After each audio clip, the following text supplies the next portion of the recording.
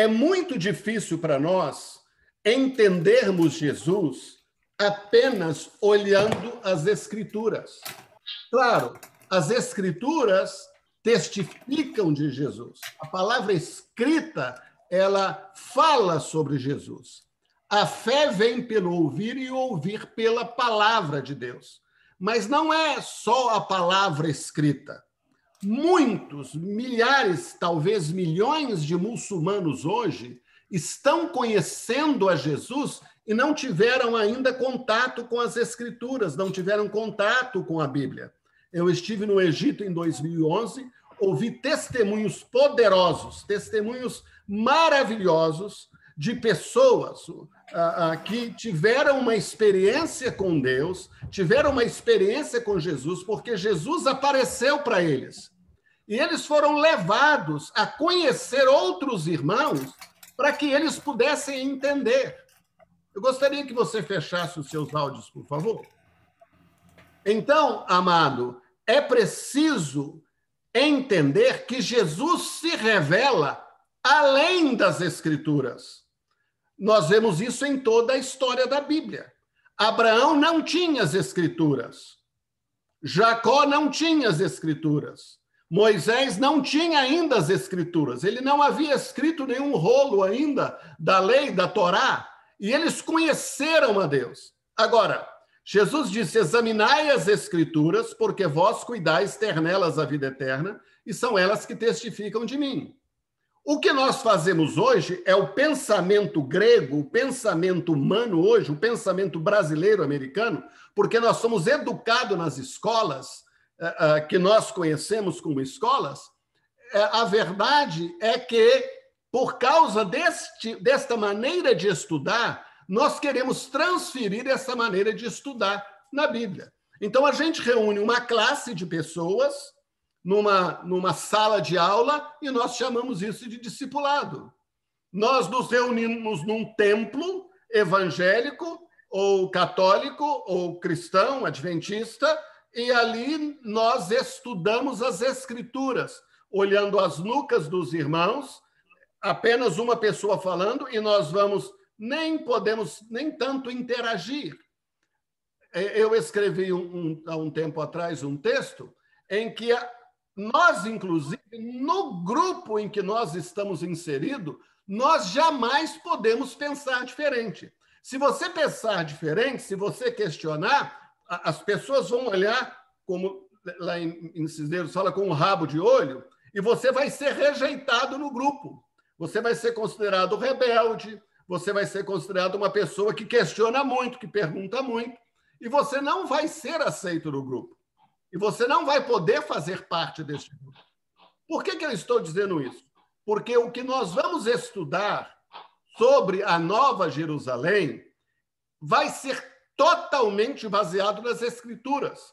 Eu praticamente vou ler os textos, mas se eu e você formos analisar esses textos já com preconceitos de doutrinas departamentalizadas, fragmentadas, as Escrituras fragmentadas, as Escrituras divididas em parte, e é isso que nós fazemos e aprendemos bem, quando nós vamos estudar um assunto da Bíblia sobre alegria, a gente pega todos os versículos sobre alegria. Aí nós vamos falar sobre a graça, a gente pega todos os versículos da graça. Mas não tem jeito de falar da graça de Deus se não falar do amor de Deus. Não tem jeito de falar da graça de Deus se não falar da misericórdia de Deus. Não tem jeito de falar da graça se não falar de Jesus. Por isso que o apóstolo Paulo diz, eu ensinei a vocês, estou parafraseando o texto de Atos 20, eu ensinei a vocês todo o conselho de Deus. Se você quiser estudar as Escrituras e pedir ao Espírito Santo para te revelar Jesus, revelar a pessoa de Jesus, somente Jesus, você vai ter que pedir ao Senhor para ter uma conversa diária, um relacionamento diário, em que o Senhor vai se mostrar e vai se revelar a você, e você, nas Escrituras, na Bíblia, vai conferir quem é Jesus. Um grupo a dois povos que vivem na Síria, na direção até da Turquia, os drusos, eu esqueci agora o nome do outro, em que não se há uns 15 anos atrás, eu conversando com o Davi Botelho, não se tinha notícia de nenhum irmão ou irmã em Cristo destes povos.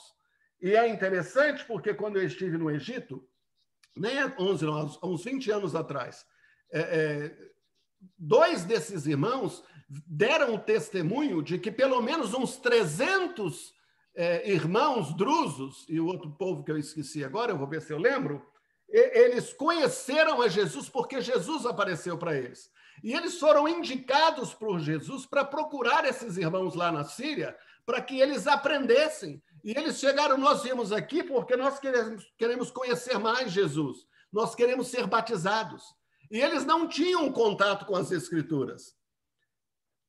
É muito importante nós entendermos que para conhecer a Jesus, para conhecer a palavra, tem que ir além das Escrituras. É claro, vamos ter o cuidado de não falar além do que o livro, o que as Escrituras diz, não inventar além do que as Escrituras dizem, mas é possível conhecer a Jesus sem ter a Bíblia, porque a Bíblia, as Escrituras, elas testificam de Jesus.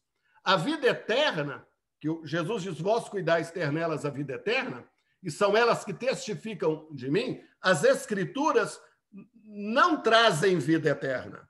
A vida eterna é Jesus. Em Hebreus capítulo 12, versículo 18 e 29, nós encontramos o seguinte no versículo 18. Porque não chegastes ao monte palpável, aceso em fogo, e à escuridão, e às trevas, e à tempestade, e ao sonido da trombeta, e à voz das palavras, a qual os que a ouviram pediram que se lhes não falasse mais, porque não podiam suportar o que se lhes mandava. Se até um animal tocar o monte, será apedrejado. E tão terrível era a visão que Moisés disse, estou todo assombrado e tremendo. Ele está fazendo menção a Êxodo, capítulo 19, versículo 17 em diante. Quando Moisés levou o povo para fora do arraial ao encontro de Deus, eles se puseram ao pé do monte. E Deus se manifestou no monte. E este monte aceso em fogo, em escuridão, em trevas, em tempestade, sonido da trombeta, o povo ficou apavorado. Até Moisés ficou apavorado e tremendo, ele disse, eu estou todo assombrado e tremendo. Vocês não chegaram a este monte. Vocês não chegaram a este monte palpável, a esta terrível visão, mas chegastes ao monte Sião, à cidade do Deus vivo, a Jerusalém celestial e aos muitos milhares de anjos, à universal Assembleia e Igreja dos Primogênitos, que estão inscritos nos céus, e a Deus, o juiz de todos, e aos espíritos dos justos aperfeiçoados. Vocês não chegaram ao monte Sinai, vocês chegaram ao monte Sião, a cidade do Deus vivo. Quando é que nós chegamos, que nós não ficamos assombrados, que nós não ficamos tremendo, que nós não vimos o sonido da trombeta? Pelo contrário, é muito mais glorioso, é muito mais tremendo, é muito mais espetacular do que aconteceu no Monte Sinai. Vocês chegaram ao Monte Sião, a cidade do Deus vivo, a Jerusalém celestial. Que Jerusalém celestial é essa? Que Jerusalém celestial é esta? Que milhares de anjos são esses? A universal Assembleia e Igreja dos Primogênitos. A Jerusalém celestial é a universal Assembleia e Igreja dos Primogênitos. O texto não diz que você chegou ao Monte Sião e a cidade do Deus vivo e a Jerusalém celestial e a igreja. Não, o texto diz que vocês chegaram à cidade do Deus vivo, a Jerusalém celestial, a universal Assembleia e Igreja dos Primogênitos. A Jerusalém celestial é a mesma universal Assembleia, Igreja dos Primogênitos que estão escritos nos céus, e a Deus, o juiz de todos, e aos espíritos dos justos aperfeiçoados, e a Jesus, o mediador da nova aliança, e ao sangue da aspersão, que fala melhor do que o de Abel. Vede que não rejeiteis ao que fala, porque se não escaparam aqueles que rejeitaram o que na terra os advertia, muito menos nós, se nos desviarmos daquele que é dos céus, daquele que é dos céus. A voz do qual moveu então a terra, mas agora anunciou, dizendo, ainda uma vez como verei, não só a terra, senão também o céu. E esta palavra, ainda uma vez, mostra a mudança das coisas móveis, como coisas feitas para que as imóveis permaneçam, pelo que tendo recebido um reino que não pode ser abalado. Que reino que não pode ser abalado é esse? Que reino é esse? Ao Monte Sião, à cidade do Deus vivo, a Jerusalém celestial, aos muitos milhares de anjos, a universal Assembleia, Igreja dos Primogênitos que estão escritos no céu, e a Deus, o juiz de todos, e aos espíritos dos justos aperfeiçoados, e a Jesus, o mediador de uma nova aliança, ao sangue da aspersão. Este é o reino que não pode ser abalado. Retenhamos a graça pela qual sirvamos a Deus agradavelmente, com reverência e piedade, porque o nosso Deus é um fogo consumidor. Isso tudo aqui que está sendo descrito é um grande mistério. É um mistério que a maioria ainda não percebeu o seu significado, que o apóstolo Paulo entendeu muito bem, que o apóstolo Paulo recebeu esta revelação para mostrar que mistério é esse, que grande mistério é esse, que grande mistério é esse. Romanos capítulo 8, versículo 18 e 19 diz assim, o 28 a 30. Porque para mim tenho por certo que as aflições deste tempo presente não são para comparar com a glória que em nós há de ser revelada. Olha o que o texto diz. Não são para comparar com a glória que em nós há de ser revelada. Há uma glória que vai ser revelada em nós. Há uma glória que vai ser revelada em nós. Há uma glória que vai ser revelada em nós. Porque a ardente expectação da criatura espera a manifestação dos filhos de Deus. Em Apocalipse capítulo 1 diz assim, revelação de Jesus Cristo. Revelação de Jesus Cristo. Apocalipse 1:1. A qual Deus lhe deu para mostrar aos seus servos as coisas que brevemente devem acontecer. As coisas que brevemente devem acontecer. Situa este contexto. Há 2000 anos atrás. 2000 anos atrás. Você está lendo isso hoje, em 2021, mas isso foi escrito há mais ou menos 1920, 1930, 1950 anos atrás. Revelação de Jesus Cristo. Sabe qual é a palavra aqui? Apocalipse de Jesus Cristo. Apocalipse e revelação é a mesma palavra. Apocalipse é a palavra grega. Revelação em português. Então, a revelação de Jesus Cristo. A revelação de Jesus. O livro do Apocalipse é a revelação de Jesus Cristo para mostrar aos seus servos as coisas que brevemente devem acontecer. Brevemente, ainda depois de 2000 anos, ou brevemente seriam 20 anos, 30 anos depois. Aí eu estou falando de 1900 anos atrás. Revelação de Jesus Cristo. Aí você lê, porque a ardente expectação da criatura espera a manifestação dos filhos de Deus. A palavra lá é a mesma palavra de Apocalipse 1, porque a ardente expectação da criatura espera o apocalipse dos filhos de Deus.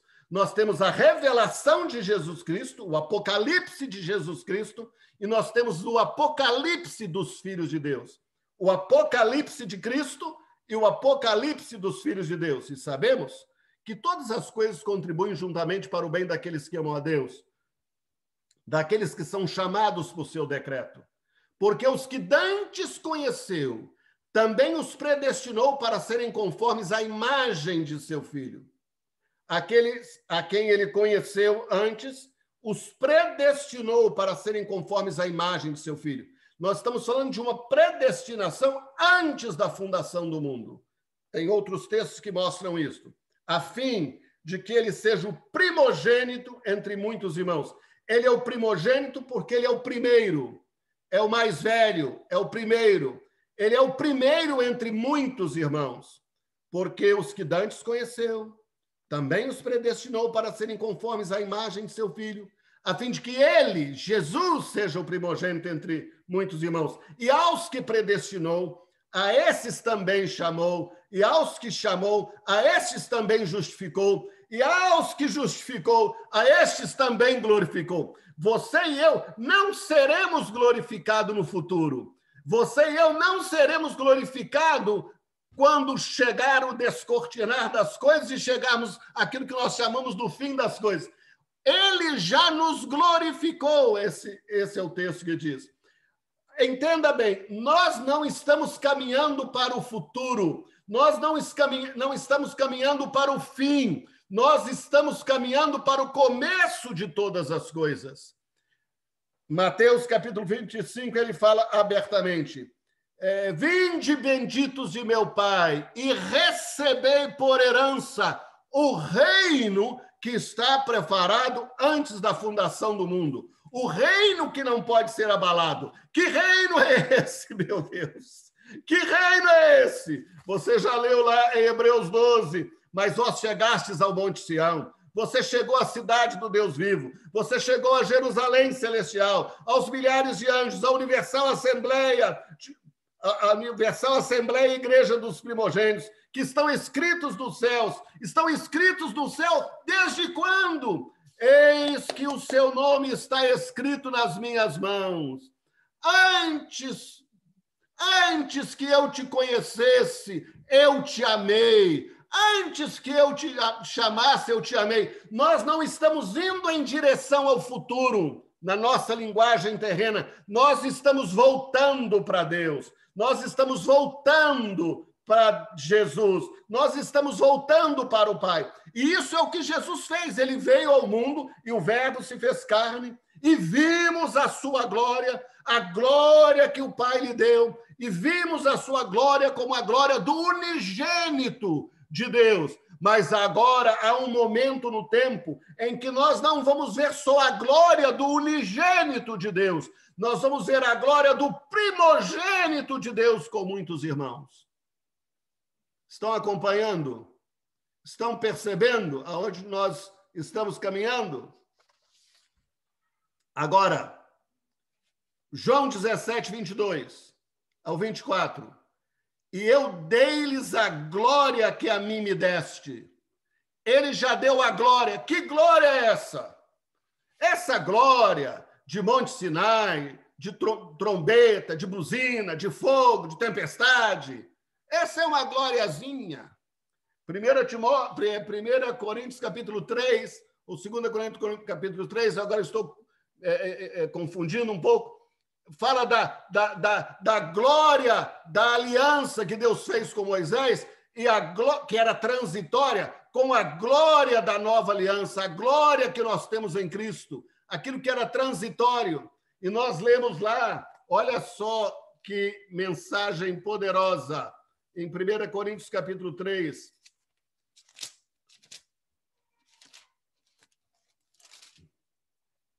Segunda Coríntios capítulo 3. Porque também o que foi glorificado nesta parte não foi glorificado por causa desta excelente glória. Que glória é essa? Versículo 10. Versículo 9. Porque se o ministério da condenação foi glorioso, se o ministério da condenação teve aquela Shekinah de Deus descendo sobre o monte, e trovões, e tempestade, e sonido, e fogo, e relâmpagos, era o ministério da condenação. Muito mais excederá em glória o ministério da justiça. O que você vê? O que eu estou vendo? Eu estou vendo um Cristo todo machucado, seu rosto destruído, a sua pele arrancada, a sua barba arrancada, as suas costas foi dilacerada por chicotes de metais. Eu vejo um Cristo todo machucado, todo ferido. Não morreu antes porque ele não quis morrer. Ele foi suportando todo aquele sofrimento, toda aquela angústia. Você vê um Cristo todo desfigurado. Nele não havia formosura. As pessoas viravam o rosto. Quem é esse Cristo? E agora você olha de novo. Os seus olhos são como chamas de fogo. Os seus pés são como latão reluzente. O seu rosto brilha como o sol ao meio-dia. E eu caí como morto porque eu não pude suportar a visão deste Cristo glorioso. O que você vê? Você vê um irmão lutando para sobreviver. Você vê um irmão lutando com enfermidades na sua casa. Você vê crentes sendo perseguidos. O que você vê? Você vê uma igreja enlacerada, parece que está dividida. Essa confusão toda, é isso que você vê? Você vê o quê? O Cristo antes da crucificação, ou você vê o Cristo glorificado? Você olha para mim e vê um Josimar falho, vê um Josimar que às vezes erra, que às vezes não funciona bem. Mas o Senhor me vê. O Senhor me vê. Como é que o Senhor te vê? Como é que o Senhor vê a igreja? Como que o Senhor nos vê? Ele nos vê em glória. Eles nos veem igual a Jesus. Então, a revelação de Cristo, a revelação de Jesus, não é a revelação que vai acontecer quando ele vir em glória. A revelação de Jesus é o que acontece agora. Aonde está escrito isso? Eu dei-lhes a glória que a mim me deste, para que sejam um como nós em um. Por isso que eu escrevo sempre, as one, as one. Esquece esse negócio de trindade, esquece esse negócio de triunidade, esquece essa teologia toda a respeito disso.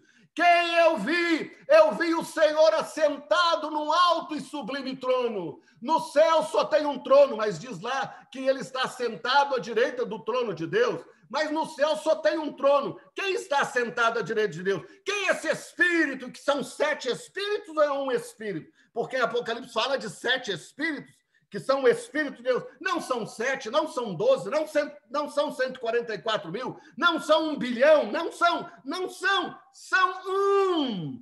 É como eu e o Pai somos um. Esta é a glória que tu me destes, para que eles sejam um como nós somos um. Em Colossenses, capítulo 1, fala sobre isso. Colossenses capítulo 1 fala abertamente sobre isso.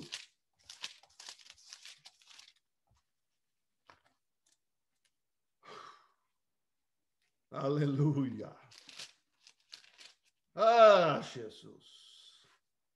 Versículo 13, o qual nos tirou da potestade das trevas e nos transportou para o reino do Filho do seu amor, em quem temos a redenção pelo seu sangue, a saber, a remissão dos pecados, o qual é imagem do Deus invisível, o primogênito de toda a criação. Ele é o primogênito porque ele tem muitos irmãos. Ele tem milhões de irmãos. Ele tem milhões de irmãs. Porque nele foram criadas todas as coisas que há nos céus e na terra, as visíveis e invisíveis. Satanás foi criado nele. Todos os demônios foram criados nele. Todos os anjos foram criados nele. Todos, do jeito que eles são, eles sempre foram, são como hoje. Sejam tronos, sejam dominações, sejam principados, sejam potestades, tudo foi criado por ele e para ele. Satanás foi criado para ele, os demônios foram criados para ele, os anjos foram criados para ele, os animais foram criados para eles, os céus foram criados para eles, o universo que ainda está em expansão, que ainda está, estrelas estão nascendo, bilhões e bilhões todo dia não para de crescer o universo, não para, tudo foi criado para ele, e ele é antes de todas as coisas, e todas as coisas subsistem por ele. E ele é a cabeça do corpo. Há um mistério. Há um mistério aparecendo. Há um mistério aparecendo. Olha só o mistério aparecendo. E ele é a cabeça do corpo da igreja. É o princípio e o primogênito dentre os mortos, para quem tudo tem a preeminência. Porque foi do agrado do Pai que toda a plenitude nele habitasse. Toda a plenitude de Deus habitasse em Cristo. Eu e o Pai somos um. O Espírito é um com o Filho e com o Pai. Todos são as one, como um. E ele é a cabeça do corpo da igreja, o primogênito, o princípio e o primogênito dentre os mortos, para quem tudo tem a preeminência, porque foi do agrado do Pai que toda a plenitude nele habitasse, e que, havendo por ele feito a paz, pelo sangue da sua cruz, ao mistério, por meio dele reconciliar-se consigo mesmo todas as coisas, tanto as que estão na terra como as que estão no céu. A redenção não é a história da redenção dos homens e das mulheres e das crianças. A redenção é a redenção do universo, é a redenção dos astros, é a redenção de tudo, é a redenção da ciência, é a redenção de todas as coisas. Eu vou parar por aqui. Estão acompanhando? Se não for por revelação, meu filho, quem sou eu para explicar uma coisa dessa? Quem sou eu? Eu neles e tu em mim. Eu estou neles. Cristo em nós. Cristo em nós. E nós estamos esperando Jesus voltar. Vem, Jesus, vem, Jesus, vem, Jesus. E o Senhor está querendo se manifestar em nós, para que eles sejam perfeitos, não em unidade, esta palavra não existe, para que eles sejam perfeitos em um. Deus não é uma unidade, Deus é um. Ouve, Israel, o Senhor nosso Deus é um. Deuteronômio 6:4. E para que o mundo conheça que tu me enviaste a mim, e que tens amado a eles como me tens amado a mim. Deus me ama. Você quer me agradar? Quer encher o meu coração de alegria? Fala para mim, Jesus te ama, Josimar. Fala para mim, Jesus te ama. Eu quero ser lembrado do amor de Deus a todo momento. Eu quero ser lembrado do amor de Deus a cada instante. Eu quero ser lembrado desta maravilha de amor, desta graça maravilhosa. Eu quero ser lembrado. Pai, aqueles que me deste, quero que onde eu estiver, também eles estejam comigo. Aqui está o mistério. Nós não estamos aqui. Nós não estamos na terra. Nós não estamos no tempo. Nós estamos em Deus. Nós somos assentados com Ele nas regiões celestiais. Tem gente que pensa que isso é um simbolismo. Tem gente que pensa que isso é só uma figura de linguagem. Mas o texto diz: bendito seja o Deus e Pai de nosso Senhor Jesus Cristo, que nos fez assentar com Ele nas regiões celestiais. Ele em nós e nós nele. Há um mistério aparecendo. Há um mistério aparecendo. Porque tu me has amado antes da criação do mundo. Colossenses 1:24. Regozijo-me agora no que padeço por vós e na minha carne cumpro o resto das aflições de Cristo pelo seu corpo, que é a igreja. Cristo não sofreu tudo na cruz do Calvário. Cristo não sofreu todo o sofrimento na cruz do Calvário. Ele não sofreu tudo. Há uma medida de sofrimento que a igreja deve cumprir. E nós estamos cumprindo. Muitas das aflições, dos sofrimentos que nós temos nesta vida, é, na verdade, a continuação do sofrimento de Cristo na cruz do Calvário. É o que o texto diz. Regozijo-me agora no que padeço por vós. Ele padece por vós, ele padece por nós, por aqueles. E na minha carne cumpro o resto das aflições de Cristo pelo seu corpo, que é a igreja.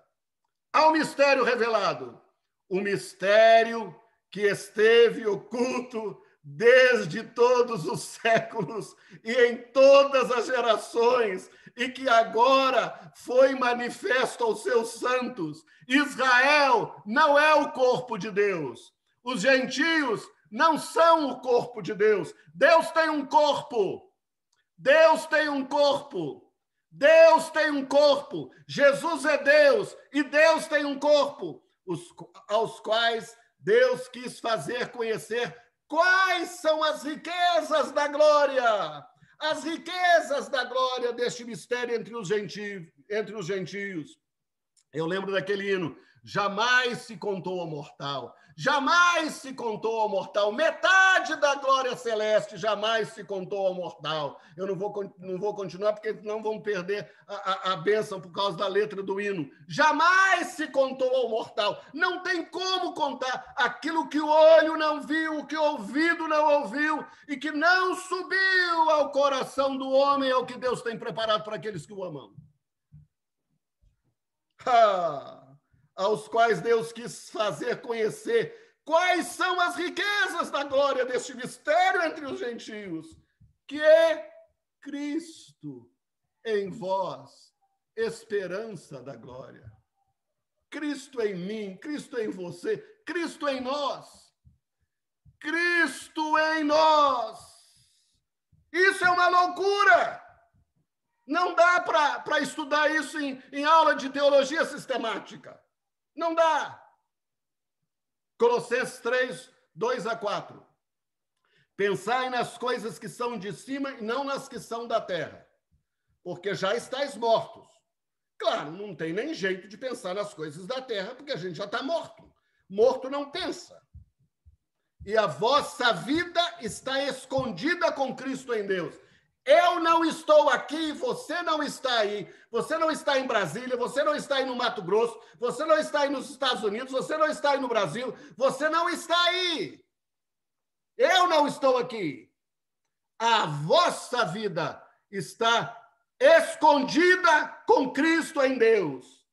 Há um mistério se revelando. Quando Cristo, que é a nossa vida, se manifestar. Cristo em vós, a esperança da glória. Então também vós vos manifestareis com ele em glória.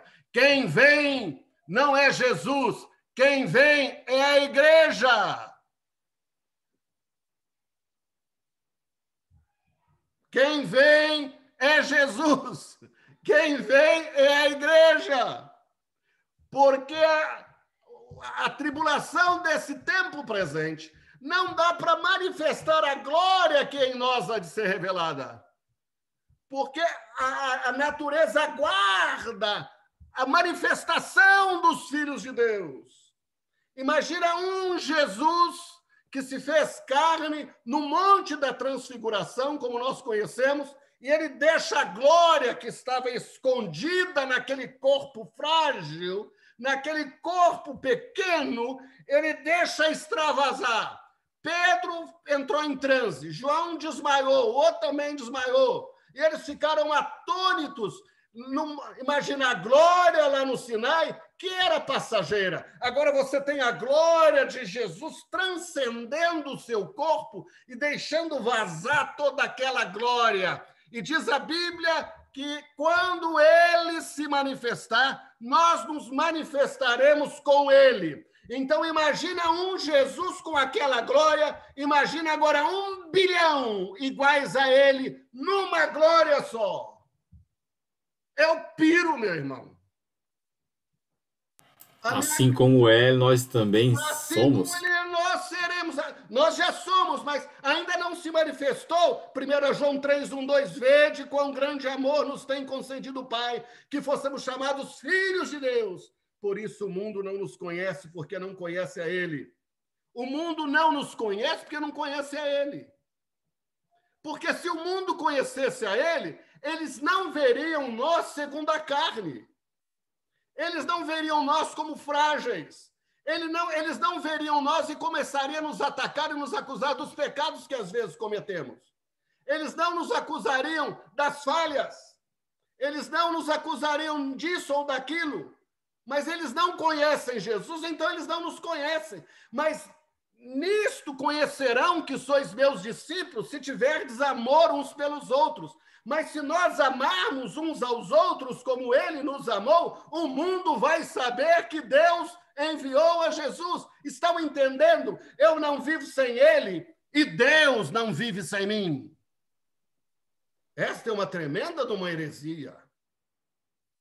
Mas é isso que diz, eu e o Pai somos um. Já pensou Jesus falar para você, eu não posso viver sem você? Não parece uma heresia terrível?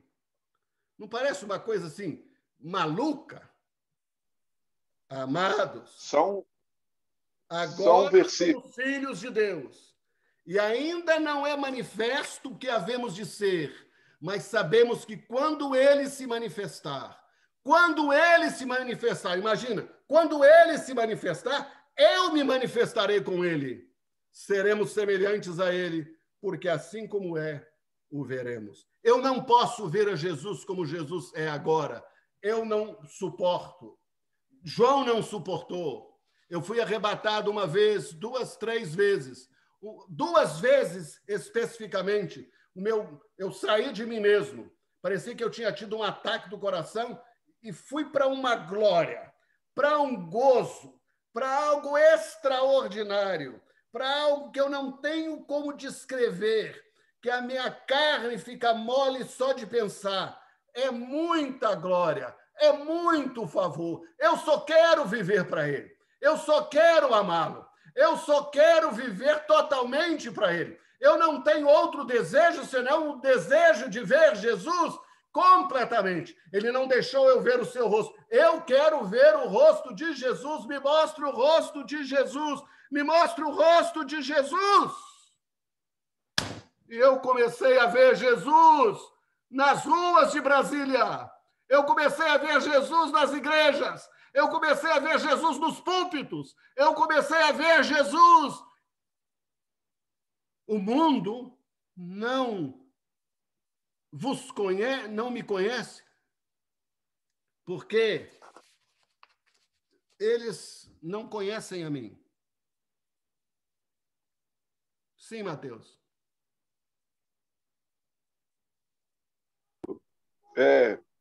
Você sempre usa o versículo acerca da criação, né, que nós somos nova criatura. O versículo que antecede, na verdade, diz não assim... é nova criatura. Sim, é criação. Nova criação. Sim. Aí o versículo que antecede diz assim: assim que nós, daqui por diante, a ninguém conhecemos segundo a carne. É o que eu citei. Nós não conhecemos segundo a carne. Como é que eu vou viver? Quando eu olho uma pessoa, vejo, eu quero ver essa pessoa segundo o Espírito. Então, você vê uma pessoa bêbada, caída na rua, destruída, veja pelo Espírito.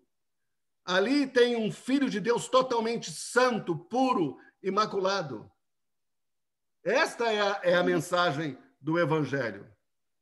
Efésios capítulo 3, versículo 3, nós lemos: como me foi este ministério manifestado pela revelação, como acima em pouco vos escrevi, pelo Apocalipse, pelo que quando ledes, podeis perceber a minha compreensão do mistério de Cristo, o qual noutros tempos, noutros séculos, não foi manifestado aos filhos dos homens, não foi manifestado a Abraão, não foi manifestado a Noé, não foi manifestado a eles, como agora tem sido revelado pelo Espírito aos seus santos apóstolos e profetas, a saber que os gentios são co-herdeiros de um mesmo corpo e participantes da promessa de Cristo pelo Evangelho.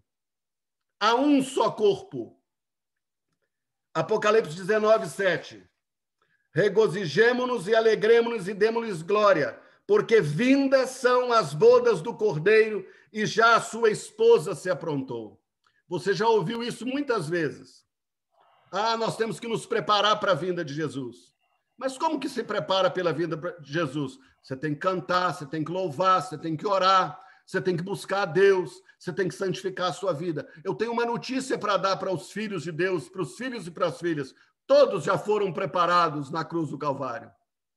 Quando Jesus derramou o seu sangue, ali está toda a justiça de Deus, toda a justiça de Deus, toda a justiça de Deus. E já sua esposa se aprontou, e foi-lhe dado que se vestisse de linho fino, puro e resplandecente, porque o linho fino são as justiças dos santos. As justiças dos santos. O santo justificado, ele é justificado pela fé no sacrifício de Jesus. Não é o que você faz, não é o que eu faço. São obras que Deus preparou para que andássemos nela antes da fundação do mundo. E disse-me, escreve, bem-aventurados aqueles que são chamados à ceia das bodas do Cordeiro. E disse-me, estas são as verdadeiras palavras de Deus. Apocalipse 19, Apocalipse 21, 1. E vi um novo céu e uma nova terra, porque já o primeiro céu e a primeira terra passaram e o mar já não existe. Aqui você precisa parar um pouco e entender sobre a vinda de Jesus. A vinda de Jesus, a Bíblia fala sobre o dia de Cristo. Em Mateus capítulo 25, eu quero ler Mateus 25, diz assim, e quando o Filho do Homem vier em sua glória, e todos os santos anjos com ele, então se assentará no trono da sua glória. Quando o Filho do Homem vier, 1 Tessalonicenses capítulo 4, eu espero que você não entre agora com as coisas que você já ouviram, com a teologia que está toda departamentalizada aí na sua cabeça, todos esses conceitos. Eu espero que você jogue isso tudo fora. Se você não quiser jogar fora, tudo bem, mas deixa de lado, para você ouvir e ler as Escrituras como elas são. Não quero, porém, irmãos, 1 Tessalonicenses 4, que sejais ignorantes acerca do que já dormem, para que não vos entristeçais como os demais que não têm esperança. Porque se cremos que Jesus morreu e ressuscitou, assim também os que em Jesus dormem, Deus os tornará a trazer com ele. Deus os tornará a trazer com ele. Jesus não vem sozinho. É isso que o texto diz. Deus os tornará a trazer com ele. Dizemos-vos, pois, isto pela palavra do Senhor, que nós, os que ficarmos vivos para a vinda do Senhor. Mateus 25, quando o Filho do Homem vier em sua glória, e todos os santos anjos com ele. Não quero, porém, irmãos, que sejais ignorantes. Dizemos, pois, isto pela palavra do Senhor, que nós, os que ficarmos vivos para a vinda do Senhor, não precederemos os que dormem. Nós não vamos preceder aos que dormem, porque o mesmo Senhor descerá do céu com alarido e com voz de arcanjo. E quando o Filho do Homem vier em sua glória, e todos os santos anjos com ele, então se assentará no trono da sua glória, porque o mesmo Senhor descerá do céu com alarido e com voz de arcanjo e com a trombeta de Deus, e os que morreram em Cristo ressuscitarão primeiro. E quando o Filho do Homem vier em sua glória e todos os santos anjos com ele, então se assentará no trono da sua glória. E os que morreram em Cristo ressuscitarão primeiro. Depois nós, os que ficarmos vivos, seremos arrebatados, juntamente com eles. O tal do arrebatamento não é apenas nós que seremos arrebatados. Os que vêm com Cristo também são arrebatados. Não são arrebatados somente os que ficarem vivos, mas são arrebatados os que ficarem vivos juntamente com aqueles que vêm com ele nas nuvens a encontrar o Senhor nos ares, e assim estaremos para sempre com o Senhor. E olha só o que diz 2 Pedro 3. Meus amados, não ignoreis uma coisa, que um dia para o Senhor é como 1000 anos, e 1000 anos como um dia. O Senhor não retarda a sua promessa, ainda que alguns a tenham por tardia, mas é longânimo para convosco, não querendo que alguns se percam, serão que todos venham a arrepender-se. E isso já está durando 2000 anos, quase 2000 anos que ele escreveu isso. Mas o dia do Senhor virá como ladrão de noite, no qual os céus passarão com grande estrondo, é a mesma descrição de 1 Tessalonicenses, capítulo 4, e os elementos ardendo se desfarão, e a terra e as obras que nele se queimarão. Aprenda uma coisa das Escrituras, do jeito que eu li. Jesus veio, acabou a história. Armagedon, tribulação, tudo que você já ouviu, coloca tudo do lado de cá. Porque depois da vinda de Jesus, acabou a história. Acabou a história. E haverá um novo céu e uma nova terra onde habita a justiça. É o que diz o texto. Agora, olha só. E vi um novo céu e uma nova terra, porque já o primeiro céu e a primeira terra passaram e o mar já não existe. E eu, João, vi a cidade santa, a nova Jerusalém, que de Deus descia do céu, adereçada como uma esposa ataviada para o seu marido. Preste atenção. Quando João viu, o que ele viu? Era apenas uma visão que ele estava tendo, ou ele realmente viu a nova Jerusalém, a santa cidade descer do céu? Como que foi? É apenas uma visão? Ele teve um sonho que Jesus mostrou para ele? Ou ele realmente viu? E eu, João, eu vi. Ele simplesmente viu a santa cidade, a nova Jerusalém que de Deus descia do céu, adereçada como uma esposa ataviada para o seu marido. E ouvi uma grande voz do céu que dizia: eis aqui o tabernáculo de Deus com os homens, pois com eles habitará, e eles serão o seu povo. O mesmo Deus estará com eles e será o seu Deus.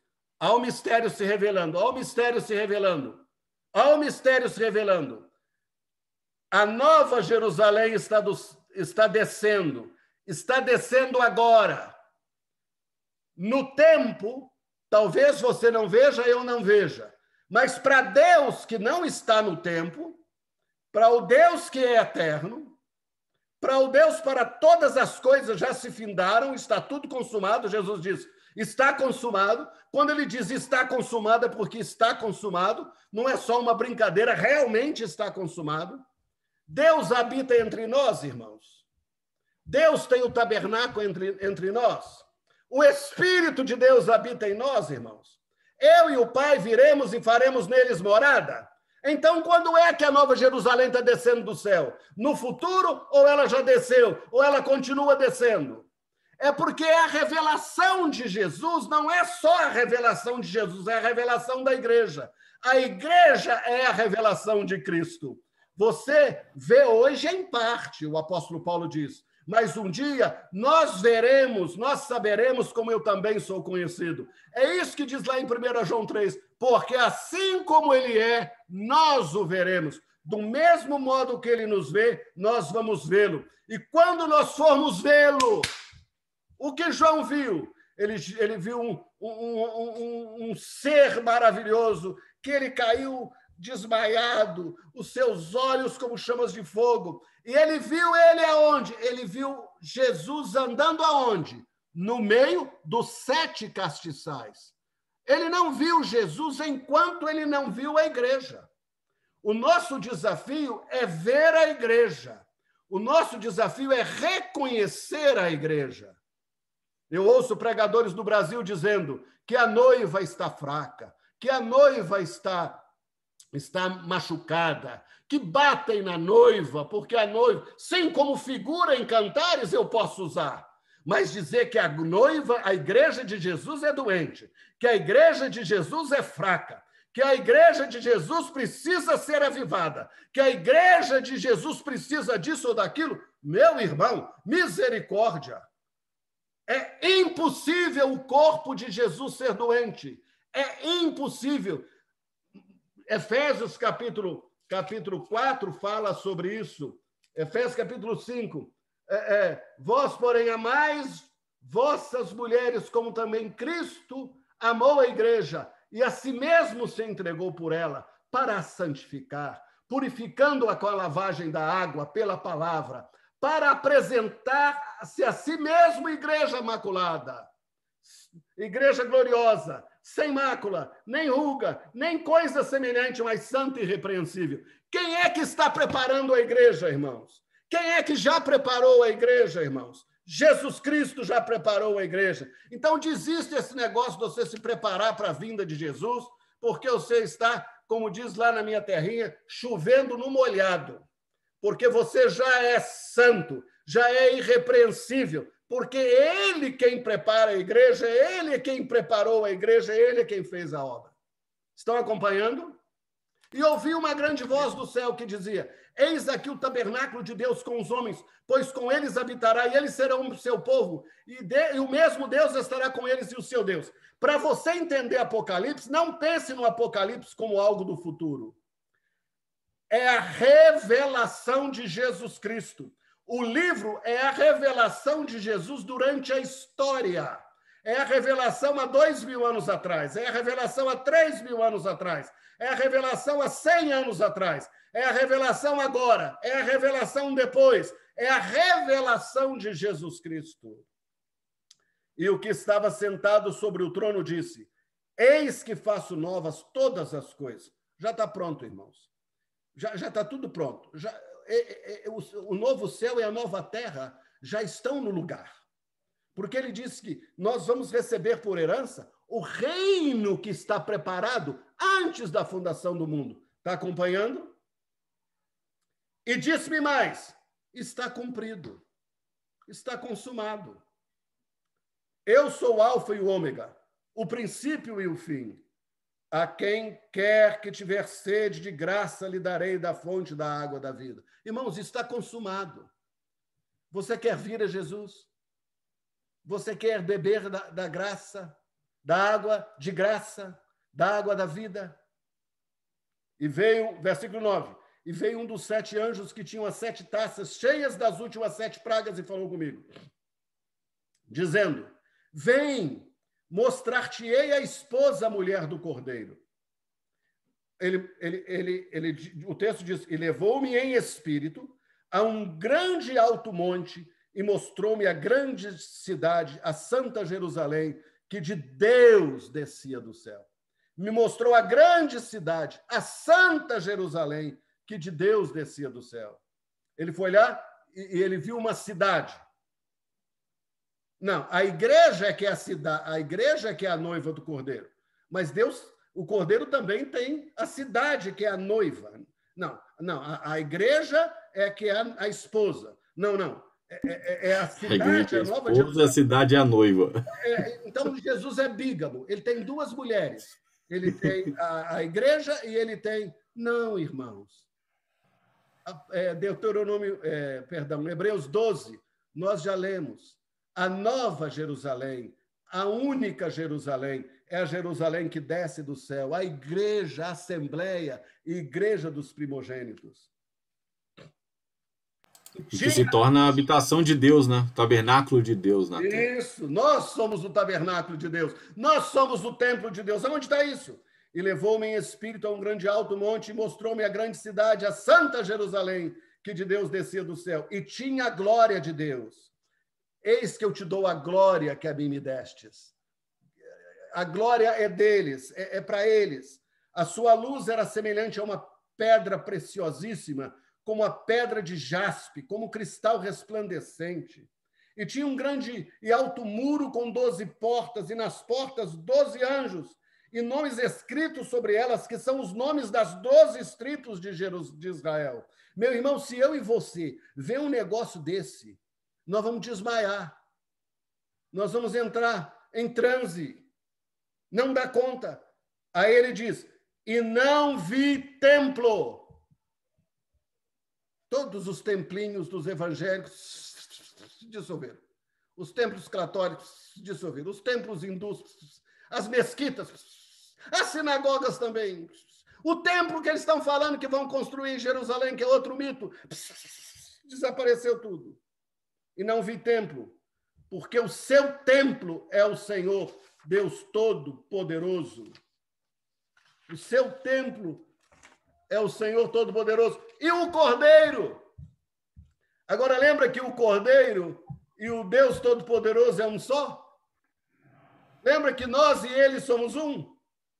E a cidade não necessita de sol nem de lua para que nela resplandeçam, porque a glória de Deus a tem iluminado e o Cordeiro é a sua lâmpada. A glória de Deus tem iluminado a igreja hoje, irmãos. A glória de Deus, o Cordeiro é a nossa lâmpada. Ou vai ser só no futuro? E as nações andarão à sua luz, e os reis da terra trarão para ela a sua glória e honra. Hoje os reis da nação perseguem a igreja, matam os que são discípulos de Jesus. E as suas portas não se fecharão de dia, porque ali não haverá noite. E a ela trarão a glória e honra das nações. A glória e honra das nações são todos os homens e mulheres de todas as tribos, línguas e povos e nações. Esta é a glória das nações, os cordeiros de Deus. E não entrará nela coisa alguma que contamine e cometa abominação e mentira, mas só os que estão inscritos no livro da vida. E eu termino com o seguinte, Apocalipse 22, 17. E o Espírito e a esposa dizem, vem. E muitas vezes nós ouvimos isso, olha, o Espírito e a esposa estão dizendo, Maranata, vem Jesus. Não, não é o que o texto diz em Apocalipse 22, 17. E o Espírito e a esposa dizem, vem. E quem ouve, diga, vem. E quem tem sede, venha. E quem quiser, tome de graça da água da vida.